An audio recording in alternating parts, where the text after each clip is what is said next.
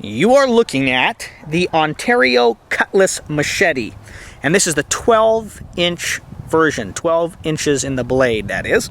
This is a product that is made in the USA, right? And I like purchasing, when I can, products that are made by Americans for Americans in our great nation.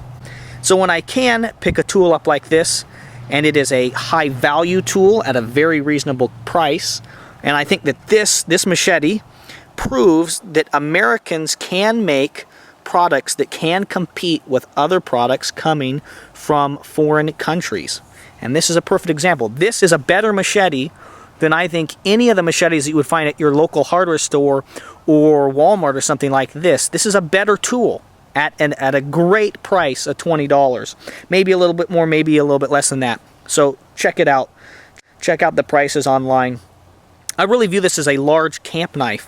One of the things I like about the Ontario cutlasses is that they're machetes, is that they have a very thick blade. The blade is 0.125 inches thick. That is thick for most of the machetes that I've encountered outside the US. Okay, and for most of the machetes that you'd buy at a local hardware store or something like this. This is a thicker bladed machete. My friend had the longer bladed version of this, and I was impressed with how thick the blade is, but because this is the 12-inch version, it is a very, very thick, rigid blade.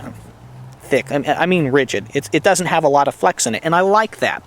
Now, there may be applications where if you're in a jungle environment where you want a machete that's a little more flexible, but because I spend most of my time in forests that are not of a jungle or a rainforest kind of nature, there aren't a lot of vines, I'm cutting a lot of hardwood and a lot of saplings down, the more rigid blade is valuable and useful to me. Okay? Overall, this is a 17.5 inches overall length, okay? And it has a 12-inch blade right here.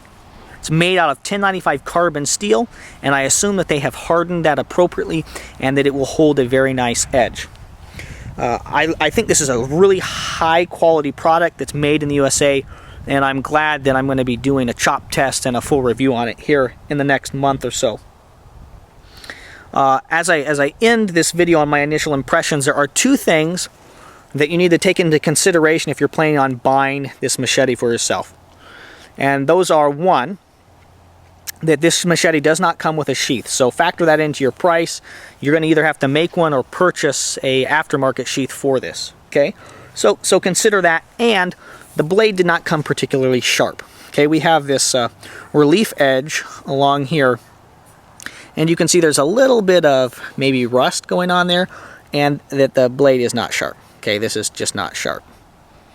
And so I assume that is the way this knife was going to come anyway. So I'm not unhappy. You know, you paid $20, $30 for this thing. Within that price range, you're getting a bargain for a quality tool. Okay, a large, thick camp knife. I've paid a lot of money over the years for big knives. Things like the RTAC 2, the Gurkha Kukri from Cold Steel. Those are great knives. I'm not knocking them. But for $20 or $30, this will do a lot of the same things that those knives will do. And it's a better cost-effective option.